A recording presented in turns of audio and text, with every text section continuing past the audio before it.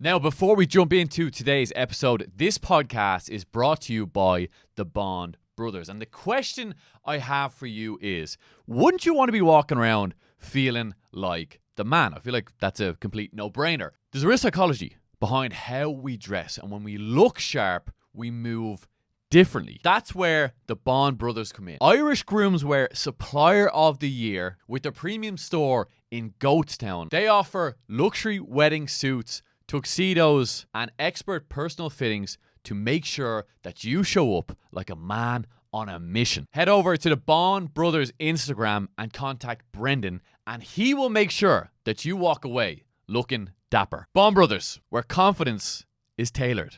Right now, Yeah. Over to you, my man. You're back again, round two, Mr. Gavin Meenan. I am delighted. It's always a pleasure to be in your presence, man. It all goes both ways, James. Thanks so much, man. Yeah. The energy's always good between us. But I think I mentioned the many voice notes we sent back and forth. It seems just like, even since the initial podcast, maybe training afterwards, and just voice notes as well. Voice notes we spoke earlier on are so effective, aren't they? Like, really getting connected with someone and getting your ideas across, or maybe letting them know what's going on in your life. Just send them a voice note, because texts are too hard to interpret. But we've been talking a good bit back and forth. And I have to say, man, and I said this earlier on to you, I'm loving your own journey and progress that you're making now at the moment. And I often say these are the type of men that I want to be around, men that are growing and developing themselves. And you're doing that on a rapid basis at the moment. And since probably we spoke last, the path has changed, Gav. So almost to, give an essence to this conversation, I think it will go down like the emotional, spiritual, obviously once again into the masculine space as well. But how have the last couple of months been for yourself since we spoke last? Because a lot has happened, hasn't it? It's been interesting. The last time I spoke to you, I recall you asking me about the truth.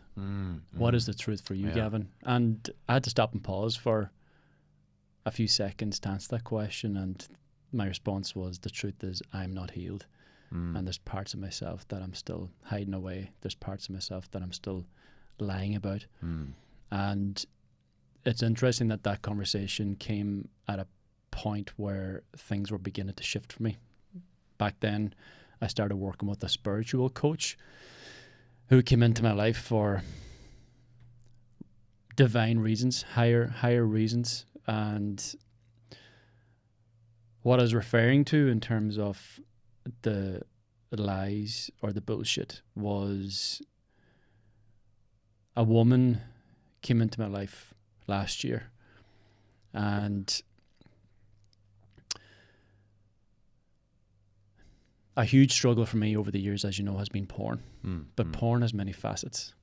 So porn is, to me, not only watching a video or seeing photos and getting your kicks and pleasures from that. Porn also is sexting, is texting other women. This sort of shadow side to me that I was reluctant to embrace. So an experience happened last year where this woman came into my life, and I started to fall down that path of becoming quite intimate with her through messages and lying about my relationship, lying about my marriage, lying to myself, of course. And this has been my life ever since I've been a kid. There's been, I sort of see it as there's two sides to my personality. It has been two sides to my personality. There's this side of my personality where I show up and I'm strong and I'm honest and I'm courageous and I'm loving and I'm compassionate. And then there's other side, the shadow side, which we all have, where there's the deceit, there's the lies, there's the secrets, there's the cheating. If you're watching porn while you're in a relationship, you're cheating, in my opinion. Yeah. You're transferring your energy from your relationship onto something else. You're transferring your attention from your woman to somebody or something else. And this happened last year. And it was the first time throughout this whole process that has been a huge part of my life for such a long time, that I actually connected with this woman on a deep level. And so much so that I knew that if I continued to lie, I was going to be found out and she was going to get hurt. And because I cared for her, I told her the truth. I said, look, I've not been honest with you. I'm married. And had you been seeing this woman? Was it just no, texting? No, I didn't see her. Okay. I didn't see her. This Okay. is This is just texting. this is usually how it plays out. Okay. Or played out for me. And it's happened several times in the past, but not to this extent where I actually feel like a deeper sense of connection to this person. And I told her the truth, and I thought, look, okay, I've come clean now, and she can fuck off and, you know, leave me alone, and I'll sort out my issues in my relationship, and, you know, I know that I've got something I need to work on here, or I need to step away or whatever else. So when I was speaking to you in November last year, that was where I was at. All this had happened before a conversation, but I wasn't ready to speak about it because who wants to express their deepest lies and secrets, which we feel ashamed about? The reason I didn't tell you that because I felt ashamed about it. And this is a huge thing for so many men, for so many people. We are shamed into silence until the silence becomes extremely loud and overpowers you. And that's what happened in this situation for me. So this woman, a very special individual who I still hold in high regard and have a lot of love for, although I've not spoken to her or seen her since. On reflection, she was a messenger. And she was already in this sort of spiritual field of working with a coach or a spiritual teacher. And because she has the capacity to love, although she's been hurt, because she knows that it's not her, it's me that has the issue, the problem here. And she had so much compassion and care to then tell me, look, Gavin, you have to sort your shit out, and this is who you need to speak to. So this woman guided you on a path. She brought me to Ray, who I now work with. Ray was on my podcast last week. Yeah, I think that was a guy last week. Yeah. So, and that, I mean, when it all happened, I remember Ray rang me, and I'm listening to him, and I'm going, yeah, I need to fucking do this. You know, I've been lying to myself all my life. I've been keeping all this secret all my life. I've such a level of shame around this area of my life. I've not been fair to my wife. I've not been showing up in the relationship. I need to sort this out. And, you know, this woman showed me the way. But of course, with any change, there's always resistance. And I didn't jump straight on board. And it took Ray a couple of conversations to get me over the line and say, hey man, you know, you need to do this. And I thought, just give me something so I can take it with me and work on myself, you know. And he eventually, I got on board, and he said to me, and he still says it, is 3 months, forget about 3 months. 6 months, forget about 6 months. You're going to build a foundation in 6 months, only the foundation. You're going to need a year, 2 years, 5 years, possibly the rest of your life with this process. And I'm starting to understand what he meant by that, because I didn't realize the depth of spirituality until I started on this journey, and how there is so much to this, to us, to the world, to the universe, that many of us simply don't understand or don't want to grasp, because it's so vast and so overwhelming, which is why you need a guide or a teacher or a coach. So he brought me back to a situation in my childhood which answered a question as to why I always seem to have, and I said it to him on that call, I always seem to have not one woman in my life. I always seem to have 3, 4, many women in my life. Yeah. And was this always the case even growing up? This was always the case because, again, it goes back to a situation in my childhood where I had my mother, who was my biological mother. Yeah.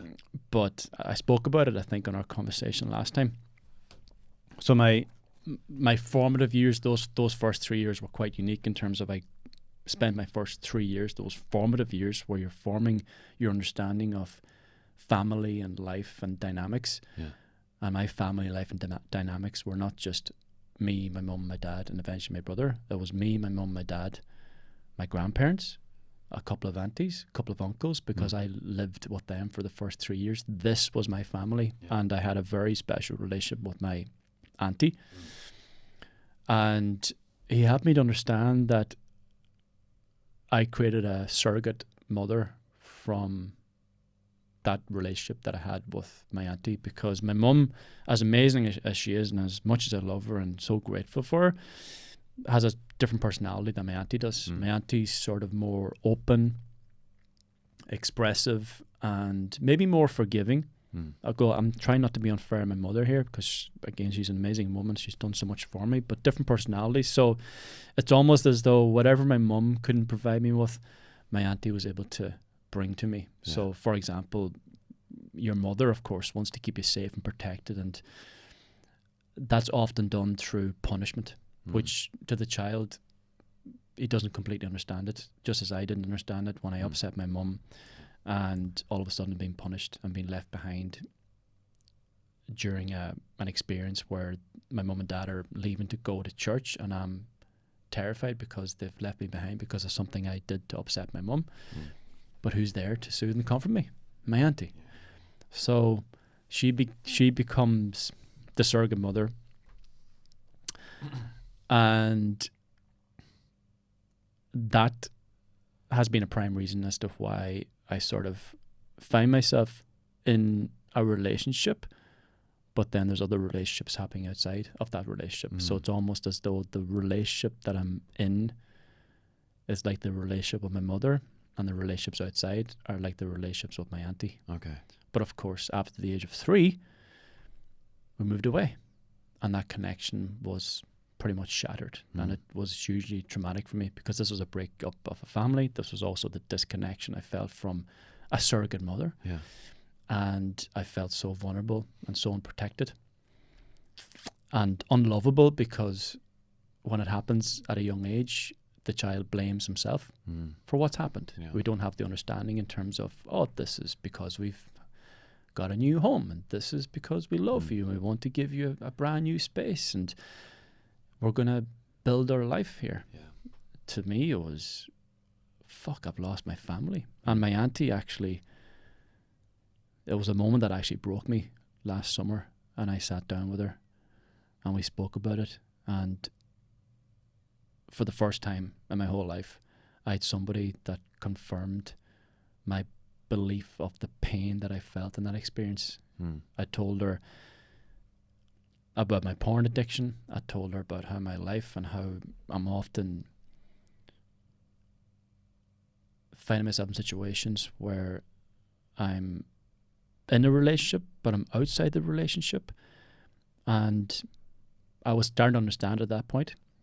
And I said, I believe this is from something happened when I was a child through the breakup of the family. And she's looked at me and she said, of course that had an effect. That was extremely traumatic for you. That was a breakup of your family. I remember you crying and screaming. Anytime you come to visit us, you didn't want to go back home. You wanted to stay. And I tried to, come up with solutions between me and your mother and your father. She's trying to save me again. And she said, of course, that was so painful, so traumatic. And that fucking broke me, because for the first time in my life, I actually realized the pain of that. Because without that confirmation, I was thinking, well, maybe it wasn't that bad. Maybe it wasn't such a big deal. Maybe I'm making too much of this. Maybe it didn't have an effect. Maybe there's something else going on. And she just stood back and she said, yeah, of course. wow, I mean, that was horrible for you. And I did go through a period last summer where, like, yeah, I was broke. And actually, funny enough, after that, this lady stepped into my life. It's almost as like everything happens for a reason. And it was the first time, and I spoke to you about this on the podcast, the first time that I actually connected with that child who I remember was hysterically crying outside of my new home because I didn't want to be there. I wanted to be back with my family, back with my auntie, my surrogate mother. And I remember not being able to breathe because I was crying so hard. And I was in my home, that same place last summer. The house is empty, nobody was there, and I just broke down crying. And I realized that was the tears of the child. I said, okay, it's time to go back here and tell this child that it's okay now. You're safe, you're protected, you're loved. What happened here is not your fault. And that was healing. That healed that part. But there's so many parts of us that still require layers. Healing. Yeah. And again, my wife, amazing woman, and always supportive. And I haven't been fair to her. And on this process, there has been a breakdown of trust. But of course, how can I trust myself when I'm not being faithful to myself, showing up for myself? And I've done a lot of work, as you know. Yeah. And again, Ray said, "Yeah, you've done a lot. You've done work, but you haven't even started yet." And again, now I'm beginning to realize the depth of this, and also, this is not to put myself in a situation where I'm speaking like a victim and poor me and I went through this trauma. That's not where I'm going. I'm actually looking back at this and going, wow, I'm fucking grateful for that. Because if I didn't go through all the pain, and that's only one part, but if I didn't go through all that pain, I wouldn't have the capacity to be able to empathize and feel compassion for other men who are reaching out to me today who are also broken, who are also being unfaithful in their relationships, who are also having addictions and afflictions in their life. And I can step back and go, I know, man, it's okay. Because we are shamed to silence. Because when we express this sadness or this anger as a child, anger often comes from a place of fear. It often provokes our parents, and they react in an angry way or dismissive way.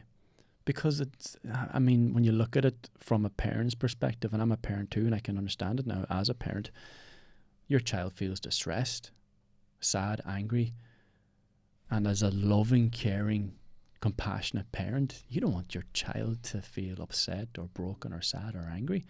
So you want to fix that immediately. But this is nothing about the child. This is everything about you. And understanding again that the anger is not anger. It's fear. The tears are coming from a place of possibly confusion or sadness or again, feeling frightened. And to meet that child on their level instead of standing above them, looking down and saying, hey, what are you scared of? Nothing to be scared of. Yeah, there's nothing to be scared of from the adult's perspective. But put yourself in the mind of a 2-foot tall child in the land of giants who's fucking confused and every reason to be terrified and scared.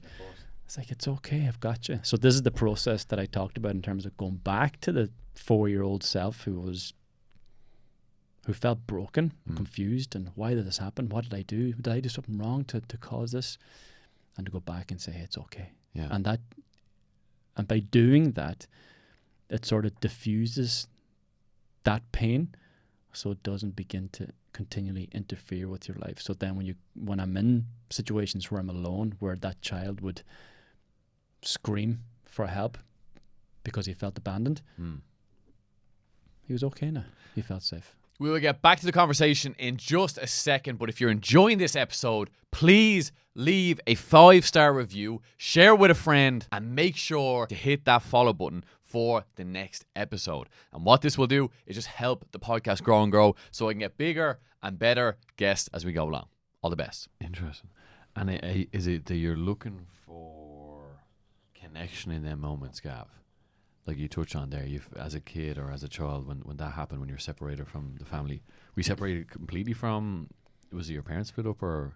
So what happened was my parents stayed together, but when I was born, I spent the first 3 years of my life in a mobile home outside of my grandparents' home place. Yeah.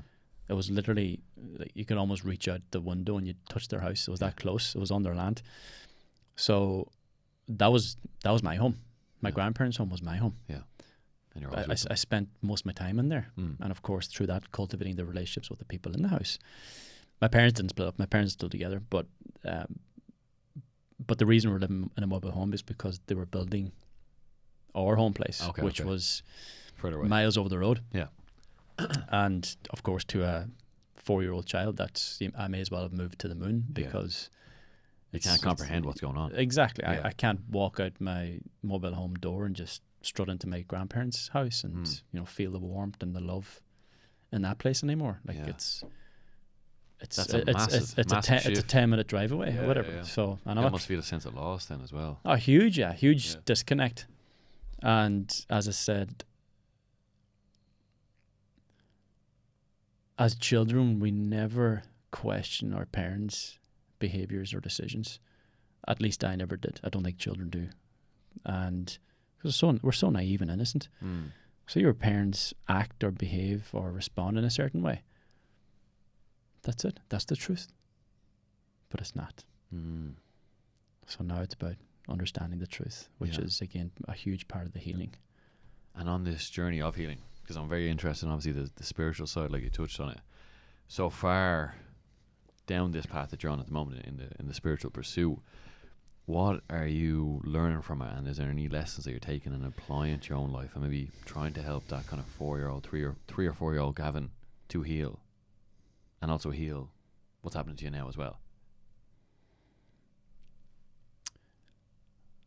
Not doing.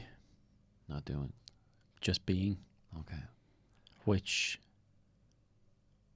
can be a terrifying prospect for so many of us, because in being, we begin to start feeling. And the feelings are often quite painful, at least very uncomfortable.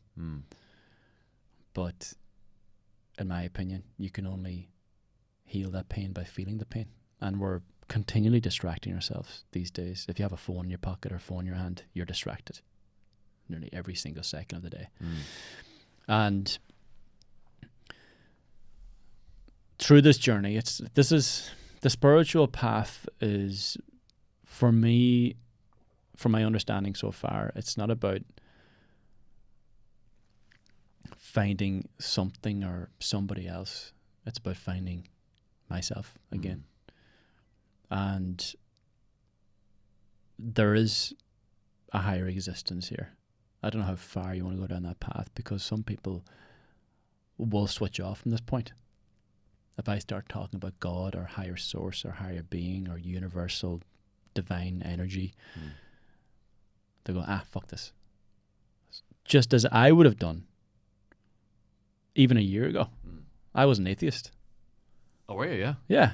No belief in God? No belief in God, I'd say, for probably the best part of 10 years. I said, this is all fucking nonsense. And do you feel that belief served you in any shape or form? Served me? Yeah. Did it? Yeah, it served me in the sense of I kept fucking up. And, I mean, you can't ignore the signs anymore. Yeah. And with this newfound belief then, how has that changed for you? Massive, yeah. I mean, anything in particular? Peace, purpose and peace and purpose. So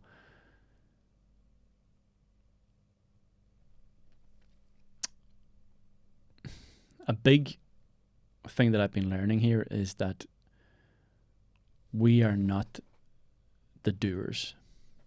We are the door in which the doing occurs. and we do not hold the fucking script for our lives. We're all here for reasons, whether you want to ignore those reasons or not, but you're here for a reason, and things happen outside of our control all the fucking time. So who's putting that in the way?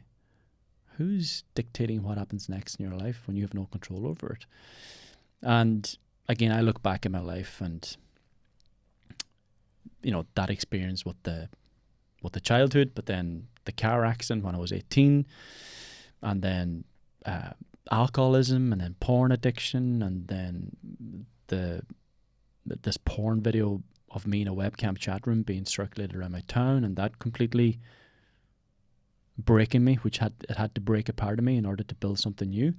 And I look back at this now, and again, I said it to you earlier, I'm fucking grateful for it, because if that did not happen, I would not have the capacity to hold a space for another man who's going through trials and tribulations. And the belief that I've formed now, not for me, but I have formed, is that all these things were put in my way to help me become the man I am today. The greater the pain, the greater the growth. So if you went through a life where it was fun and easy breezy, and you had a loving, simple childhood, where's the fucking lessons in that? Where's the growth in that? So that's why I look back at these things now, and I'm incredibly grateful that I have developed these capacities to do the work that I do today. And my faith now is completely in the divine, whatever you want to call it, source, God. It's realizing that, again, I'm not doing anything, and this is really where the ego gets challenged, because we think, and we want to think, that we're doing something because it makes us feel better about ourselves. But that's feeding the ego, whereas you understand that it's coming from a higher purpose. It's like Ray, when he speaks to me on our calls, and he'll tell me something like, and at the beginning I'm going, what the fuck? That's only 6 months ago. And he would be speaking to me, and he said, I'm connecting to source here at the moment as I'm listening to you, and these messages are coming to me. So like, Ray's a psychic, again, believe what you want, but he receives messages. And so he tells me he's channeling. So he's channeling from a higher being. The higher being is communicating to him in some way, and then that communication is being delivered to me. So again, he is not doing. He's a conductor. He's the almost. Door in which the doing occurs. Okay. Yeah. So this is something I'm still getting my head around, but there's an incredible sense of liberation with that too, because then you can take your hands off the wheel to a certain extent and realize that's okay. Whatever's happening here, you can label it whatever you want. It's just happening. It's all. It's happening. just being. Yeah. You know, there's no good, there's no bad. There just is. Because whatever is happening for you to teach you something or deliver something to you, so you can initiate the next step forward. So the process for me, or my understanding of this, is that by allowing myself to be, the answer will come, or the answers will come, because when you be with yourself, at least for the first while, it's all fucking noise. It's all, I've got to do this shit for work, and she said that to me last night. What the fuck is that about? I need to do this later on. What the fuck am I sitting here for? I need to do something. And it's all this chatter, which is sort of the pull of the ego, because the ego doesn't want to let go of this identity that you've created. So after a period of time, I believe you need about 30 minutes to be and let all that noise sort of just begin to fizzle out. And then you might receive, it could be a couple of seconds of an inspirational feeling or message or awareness, which then inspires you to take action.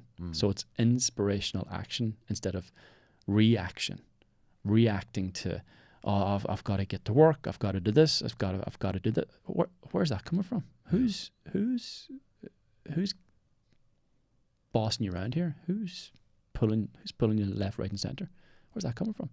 And it's usually societal expectations, or again, societal expectations being channeled down to family expectations or relationship expectations or something of friendship expectations. It's all should.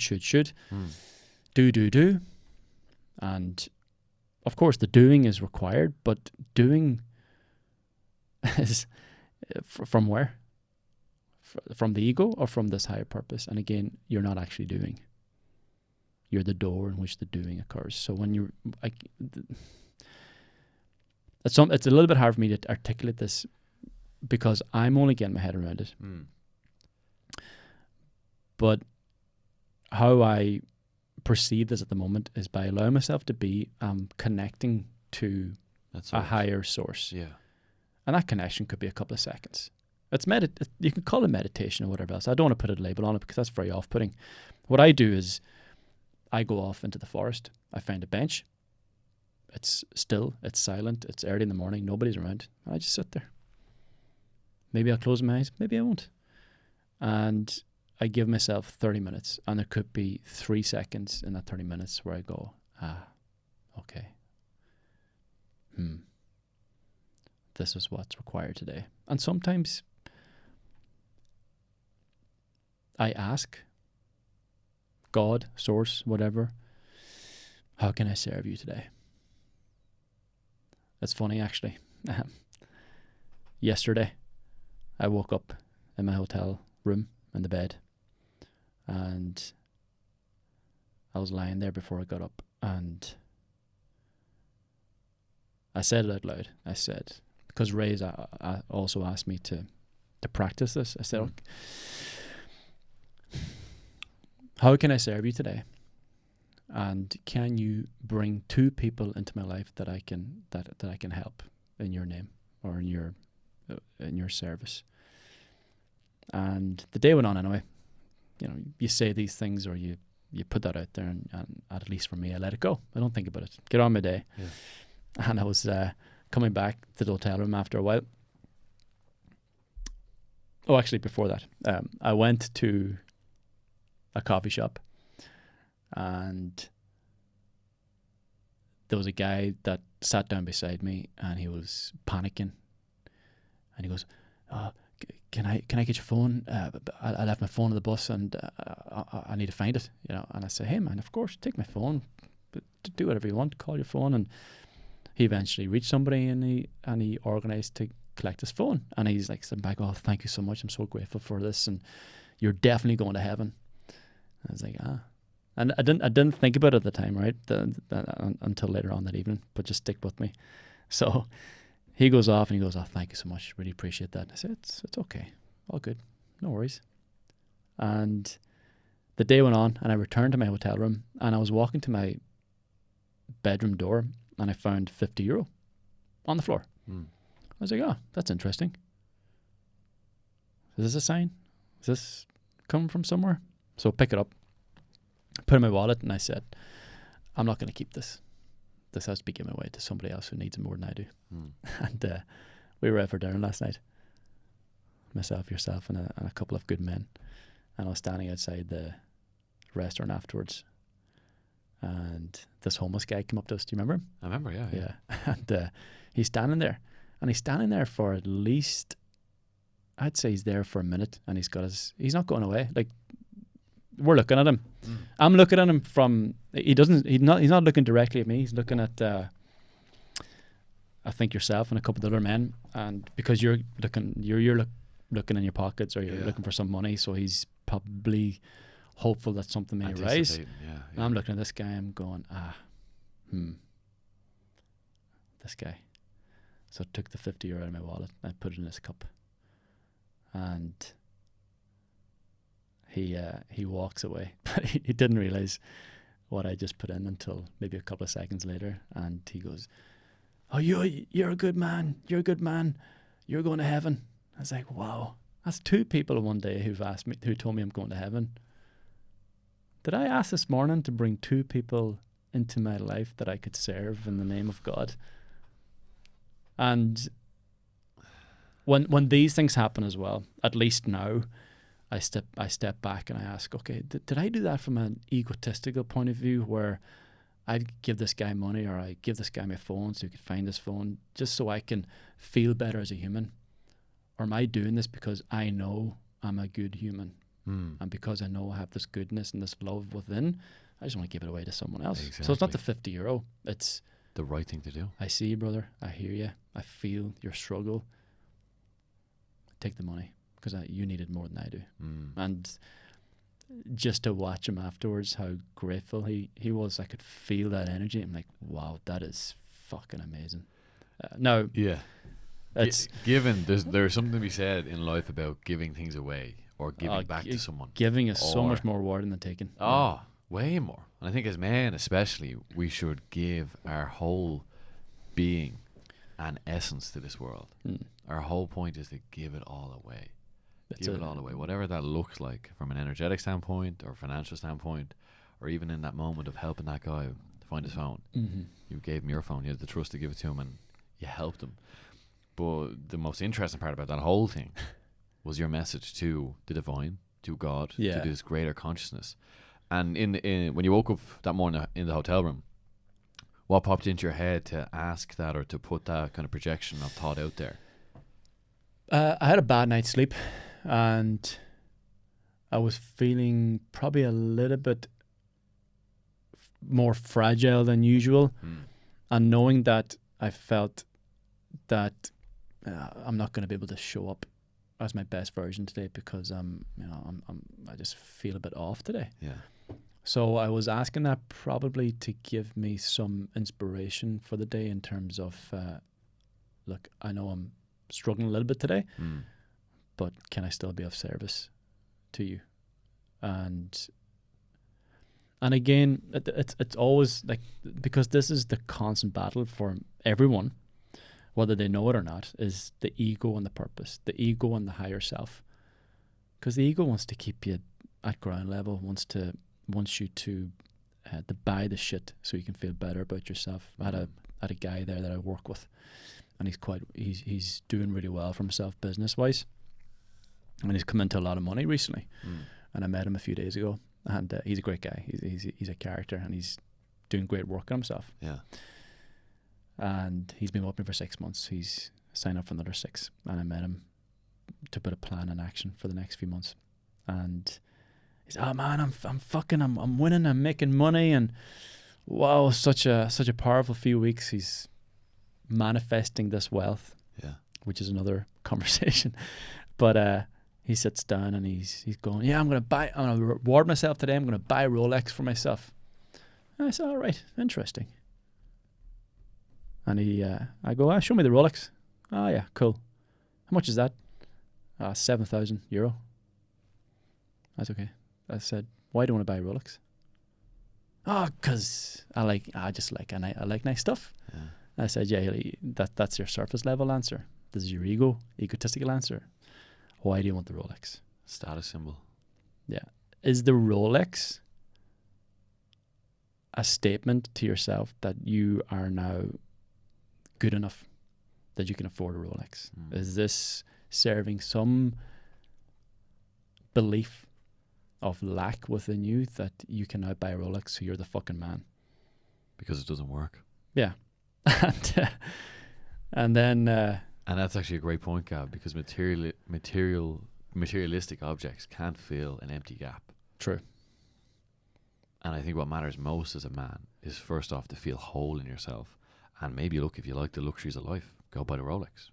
Have the car. It's the intention behind the action. Yeah, there's nothing wrong, like I'm saying here, to buy a Rolex or drive. I said that to him. There's nothing wrong with the Rolex. Nothing wrong with it. But ask yourself why. Why? Yeah. What's the intention? But ask yourself why, and then ask yourself why. Yeah. And then ask yourself why, and why, and why, and why, and why. You get down to the core reason. Did you get to the bottom with him? Yeah, it's. He sat back after a while and he goes, "Fuck you. I'm not going to buy the Rolex. I'm not going to buy the Rolex. Okay, I'm not going to buy the Rolex." And he didn't buy it. He said, "I will buy it in time, but not today with this intention." Yeah. And say, for instance, 'cause I'm guessing you're helping this guy. You're coaching this guy. Is that the case? Yeah, you coach him at the moment. How will you help him feel whole then to go on, and when the time is right, with good intention, and when he's in a better place, to buy the Rolex and not have this emptiness? How will you make him feel whole? Or how do you bring someone on that path, or bring them on that journey? How do you fill the emptiness? You have to realize that there is an emptiness in the first place. And we've been talking about this today. Is the whole process of being alone is that you are beginning to pay attention to yourself. Yeah. Because we're reluctant to do so, because what we bring attention to is often pain, it's often insecurity, it may be trauma, it may be problems that we want to run away from. Yeah. And I was doing that for a long time, until the psychedelic retreat that I went to about a year ago with the mushrooms. Powerful experience. And the message there, which comes from a higher consciousness, again, this is where it all began for me, the higher consciousness piece, was, Gavin, you're going to lie down on the floor for the next 4 or 5 hours, and you're not going to fucking move. Stop running away from yourself. All the answers that you want are found within. You already have all the answers. Stop running into the gym. Stop running into the sea. Stop running into the podcast. Stop running into the books. So going back to answer your question, all the answers you want are already within. And you could probably layer that now with the answers that you need will come from a higher source. Or if you want to park that, the answers you need are within you. You'll find it. So to know that there's an emptiness is to know yourself, to pay attention to yourself. To know yourself. We touched on this earlier on, to accept yourself as well. Because that is the seed of all wisdom, is to know thyself. I think Aristotle said that. To really and truly understand who you are and what your intentions are behind everything as well. How will you ever know yourself if you're never being with yourself? You know what I mean? I love this, Gav, because what's really helped me on my own journey has been meditation. Now, I know you said don't label it. Obviously, that's just the thing for me. And you can label it if you want. And it's different. The label can be off-putting for some people. It can be. And it's different for everyone, because people hear the word meditation, they roll their eyes, they go, I can't sit still. Or I can't breathe for 2 minutes. Good. Yeah. Then that means you need to fucking sit still more often. So, you have to learn to understand yourself. And it really is a beautiful place to get to when you have a great relationship with yourself, because every other part of your life emanates from there. So if there's not a solid foundation there, it's very hard to build other solid foundations in other areas of your life. But I think that piece is so powerful there. To go back on track with the mushrooms, like we're talking there. So you're lying down there, you're told you're not to move anywhere, you're not going anywhere, you're no longer running away. In that moment, then what happened, or what came to you? A lot of somatic healing. Somatic healing means that it's being processed through the body. So when you say somatic, that's feeling based? Somatic it's body based. Body based. So that was the second time that I went to the mushroom retreat. I was there 6 months prior, which was a completely different experience. And because of that experience, I had an expectation that I was going to have, something similar. I spent the first experience outside in the garden, getting a lot of different messages in terms of my purpose here, why I do the work I do, a lot of incredible insights. And I remember at the retreat, it's in a sitting room, it's in a home, in people's home, and an incredible place to go. If any of you need recommendations, just reach out to me. Happily recommend this place. And there is a door between the sitting room and the kitchen, and you're in a room full of people, and each person has a mat. And I said to them, you know what, I want to put this mat up beside the kitchen door because I have a good feeling I'll be going outside today, And the mushroom said, not today, buddy. You're fucking... They didn't say fucking, but You're sitting. You're lying there. They're not actually saying anything. And energy has no language. I'm putting the language to the energy, which is something else that they communicated. So I'm lying there, and what's required in this process, which is also perhaps relative to much of life, and much of what I'm speaking about today, is to surrender to the process. Just let it go. Let go of control, because you are not in control. How freeing them words are. Yeah, it's fucking terrifying, because you're not in control, and it's terrifying to the ego, of course. I was going to bring that in. Do you think because we're sometimes attached to the ego, that to let go is so frightening? Because you're letting go of identity. And it's also the conditioning from the past where we found ourselves in situations where we weren't in control because mommy and daddy were in control, or the teacher was in control, or somebody else was in control of what we do, what we say, how we act, how we behave. And that didn't always work out very well for us. So it becomes quite a scary thing to trust something or somebody else to take control of a scenario for you, because often these situations where somebody else was in control for, again, what they believed was for our best interests. Yeah. But of course there's the lack of trust that's formed for the child then, or for the individual, that they can't trust themselves to make decisions, take control of scenarios, all of these, to let go. So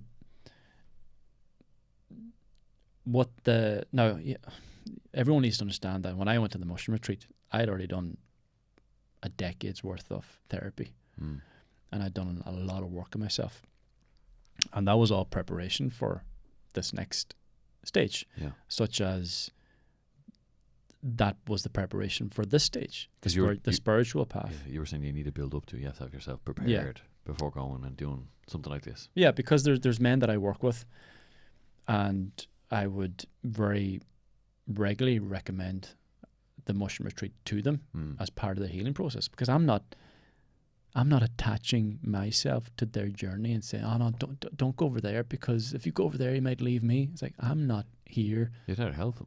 Yeah. I'm not here to fucking hold on to you. I'm here to help you. Which is a sign of strength. Yeah. You know, you just have that confidence to be like, this is the path that you should go on. Yeah. Look. And if there's something there that I feel is going to help, I go, fucking do it. Exactly. So again, this attachment piece. So anyway, and there's been a couple of guys who've done it. Like, actually, a few guys who've done it. And only because they've done possibly at least 6 months of work with me, they've prepared themselves for the deeper messages and deeper healing that the mushrooms can bring. I had a guy there who worked with me for 6 months. He may be listening right now, and he lost his mother. He lost his mother a year and a half ago. Then he lost his relationship, broke down with his fiance. This guy was broken, heartbroken, didn't deal with the trauma of his mother's death, then didn't deal with the trauma of his relationship, didn't deal with the trauma from his childhood. And we worked together for 6 months. And because we had done that work, he went to the mushroom retreat, and he was with his mother for the majority of the retreat, and feeling the love and the connection from her. And of course processing not only the pain of her loss, but the joy of her presence while she was alive. And also the message from her to say, hey, it's okay. You can still have fun. You've so much joy inside you. You've suppressed it over the years. You've so much crack and fun we used to have, and bringing back memories of crack and fun we used to have together. Yeah. You know, you have these parts of me and you, and don't suppress them. Let them go. And he sent me a message the day after, and he told me about it, and I was like, wow, amazing. There was so much to it. And he said, it's only because I did the work with you that I was prepared to receive that. That I was prepared to go into that level of depth in order to receive that healing. So I'm only saying that because a lot of people see these psychedelics as like a quick fix. I'll go to the mushroom retreat and I'll be fucking healed. Yeah. Number one, we're probably never going to be fully healed unless you become completely enlightened, which could be a possibility. That could be your destiny. Who knows? But that's a huge process in itself. And also, it's not the retreat itself. It's the messages that are delivered to you at the retreat that you then take home with you in order to process and work on. And because I did that after the retreat last year, and I started to pay attention to the message I received in terms of stop fucking running away. Because the previous to that, I was up out of bed, having a coffee, journal, gym, into the sea, running. Yeah. Even journaling can be a way to run away from yourself because you're doing, you're writing, you're not being. So I started to meditate, I started to lie down, and I realized then, oh shit, okay, this is where it's at, because I was lying down for 5 minutes and I'm thinking to myself, fuck, I want to get up and do something. I've shit to do. I've got to get up here. Yeah. And then surrender. Like, hey man, this is where it's at now. And that was then the sort of ripple effect that eventually brought me to this path of spirituality, because then I started to also practice affirmations and manifestations, because the reason I went to the second mushroom retreat was that I had found I was still falling into this victimhood mentality whenever things weren't going as I wanted them to. So I went to the mushroom retreat to sort of diminish that or dissolve that in some way, to still feel in my power, although I feel something else is taking that power from me. That was a pain, and I brought it with me to the mushroom retreat. And then after that, I realized, oh fuck, I have the power. I can create. And then realizing that I create nothing. Divine creates, and I take that creation, and then you're like a channeler. I channeled out into the world. Yeah. So that's been a journey, and that's a journey that's going to continue for many, many years. I feel that I've now found the path, and I believe that this is the path that I've been looking for. Yeah. Possibly all my life, but then searching in all the wrong areas, which is searching for it in, of course, in women, in alcohol, in work, in my clients, in even through therapy, therapists, psychologists. Not dismissing any of those or any of those modalities for healing. There's a time and a place for that too. If I didn't have those people, I wouldn't be here either. And what I was actually looking for was this path, which is the path of finding the truth of who I am and why I'm here. A big question Rhea often asks me is, who are you? Who are you? And and I gave him an answer, and I said, I'm the initiator. I initiate action. I initiate change. I inspire others to step up and to have the courage to pursue a path of purpose. And he simply asked, are you the initiator? And I sat back and I thought, fuck, am I the initiator? And even in that question that I asked myself, it's the confirmation that I still don't fucking know. And because there's still all those other parts. This is why shame is such a powerful force. And we look towards these mistakes and we feel ashamed of our previous actions and behaviors. And these mistakes can define who we are. So if I'm sitting there telling this guy, oh, I'm an initiator or I'm a leader, and then he questions that, but he's questioning the ego almost, and the ego goes, no, you're not. You're a fucking cheater. You're a fucking liar. You bullshit yourself all the time. You're gobshite. It's like, okay, this shit here is still interfering with my path forward. And from my understanding, it's about letting go of that.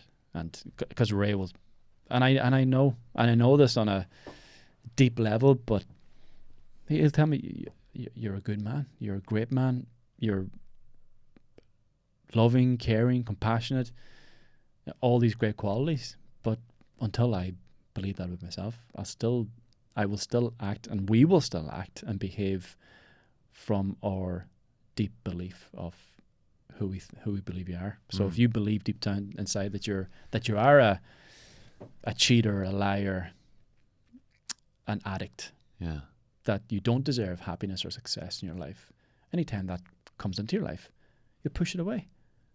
So that's not me. Even though consciously it feels fucking amazing. Wow, success, money, happiness, love. This is amazing. Consciously, subconsciously, your brain goes, or on a subconscious level, what the fuck are you doing? This is not you. You're a piece of shit. You're a liar. And it becomes, this new existence of success or happiness or love becomes it's an unfamiliar territory. And because it's unfamiliar, we're scared on a deep level. And because we're scared, we want to run the fuck away from there. And this is why a lot of men sort of push these loving women out of their life, because they feel deep down inside that they don't deserve love, which is my story as well, because loving woman comes into my life and I keep her over here.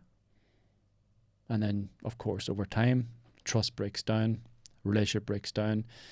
She doesn't feel protected or loved, and then has to fend for herself. And then because she's fending for herself, we begin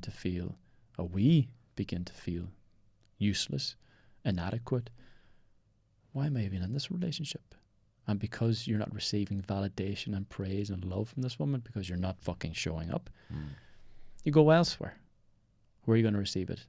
On a sporadic level with, again, sexting, hookers, prostitutions, whatever. I didn't go down that road, thankfully. But porn and sexting, these feelings of comfort and love and validation without any work required. And tell me, like you said there, you were talking about, you might have this loving woman come into your life or good fortune come your way, but subconsciously you're telling yourself, I am not worthy of this. How do you rewrite that script to believe you're actually worthy of it, and to understand that, like, okay, these things that I have, let me accept them, let me be grateful for them, let me know deep down that I am the right person to receive these gifts of life? How do you actually rewrite that script?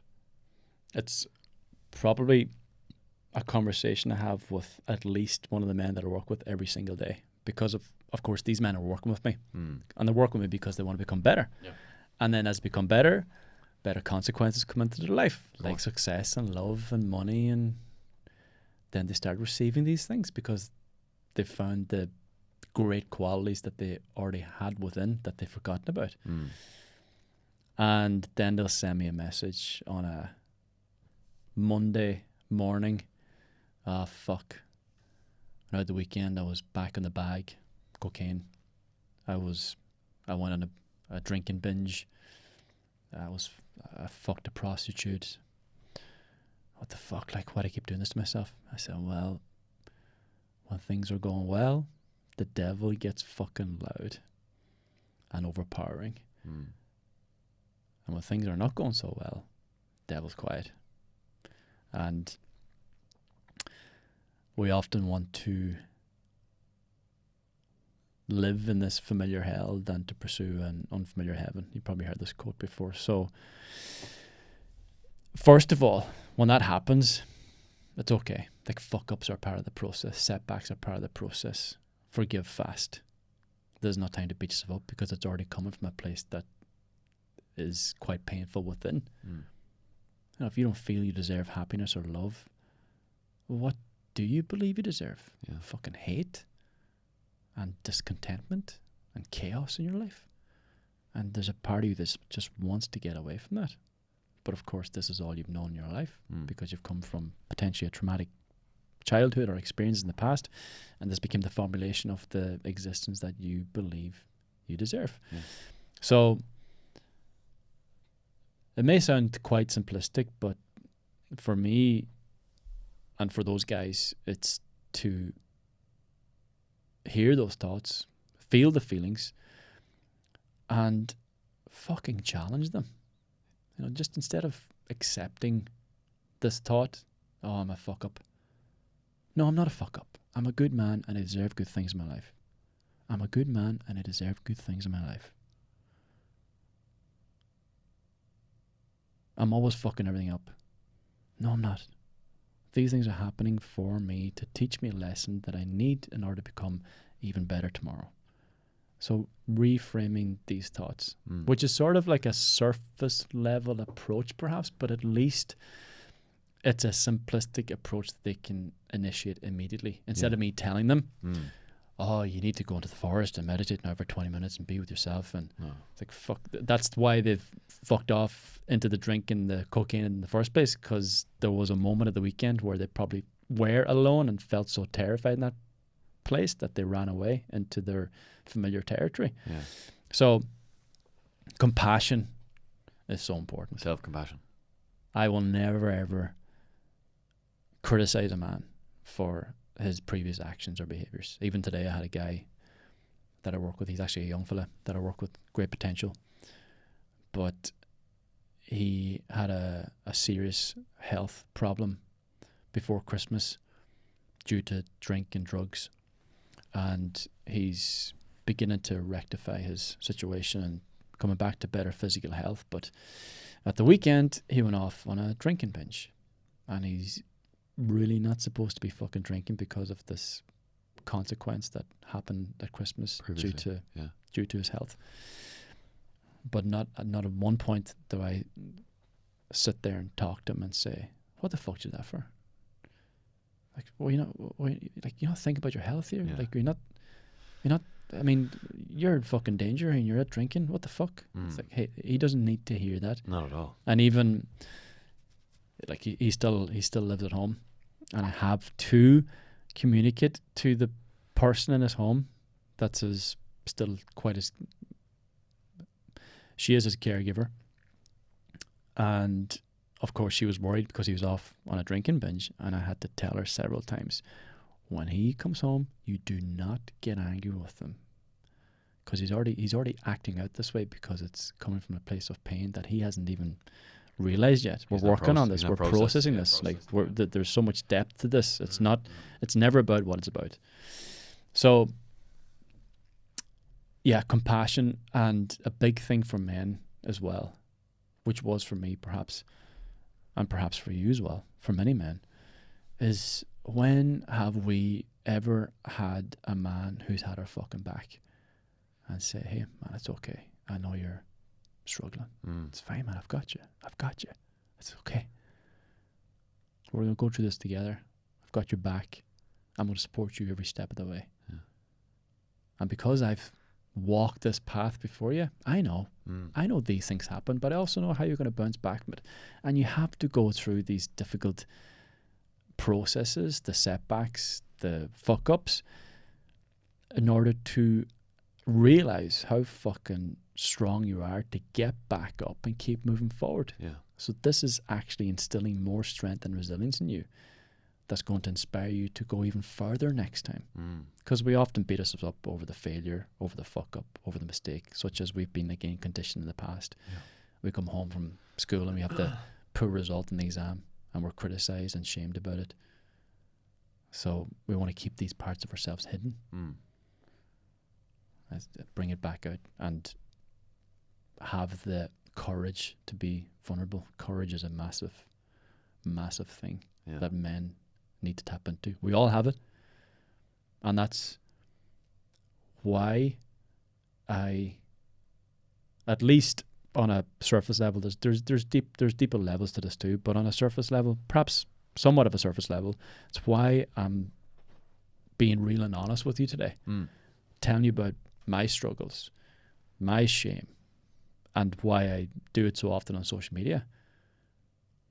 Because it's come from a place of me owning my shit, that I'm courageous enough to stand up, speak up, tell the fucking truth of my existence.